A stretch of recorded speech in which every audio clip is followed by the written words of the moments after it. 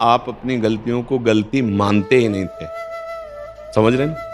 आज है कि आप अपनी गलतियों को गलती मानने लगे हैं, मतलब सुधार हुआ है ना। आप जहां 100 थी वहां 20 रह गई, 20 में भी आप दुखी हो कि मेरी गलतियां चली जाएं, इसका मतलब सतमार्ग का प्रकाश हो रहा है, आपका हृदय पवित्र हो रहा है। पर अब यहां ध्यान देना है, अब ये सावधानी, ये हमने प्रोत्साहन दिया और ये सावधानी है कि अगर ऐसा ही करते रहे तो वो फिर पुनः 80 प्लस हो जाएंगे।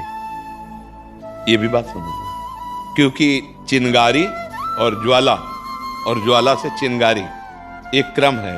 अगर कुल वायु ना मिले तो शांत हो जाती है। अभी चिंगारी तो है ही, आप स्वीकार करते हैं कि अभी गलतियां हो जाती हैं, तो इन गलतियों के होने का जो संयोग बनता है उन पर आप नजर कीजिए और उससे दूर हटिए, नहीं तो ज्वाला बनने में देर नहीं लगेगी। पहले तरंग आती है, फिर पूरा हृदय भर जाता है समुद्र की तरह उसी दोष से।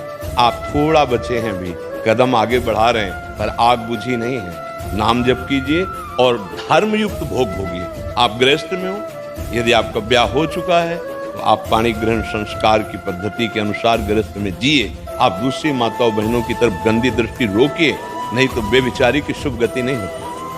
हम छोड़ने पर उतारू हैं, ये बात पक्की है।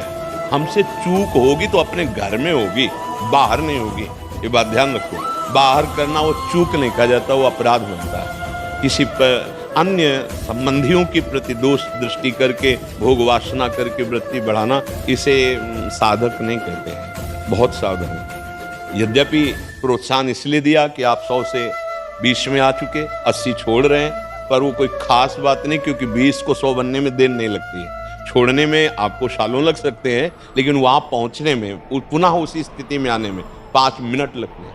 वो पूरा हृदय विषय हो सकता है। इसलिए आप सावधान रहिए, अपने को एक सीमा में रख लीजिए। और ऐसा नहीं कि हम नहीं छोड़ सकते, आप छोड़कर दिखा रहे हैं ना अपने अंदर, आप कुछ तो छोड़ दिए ना।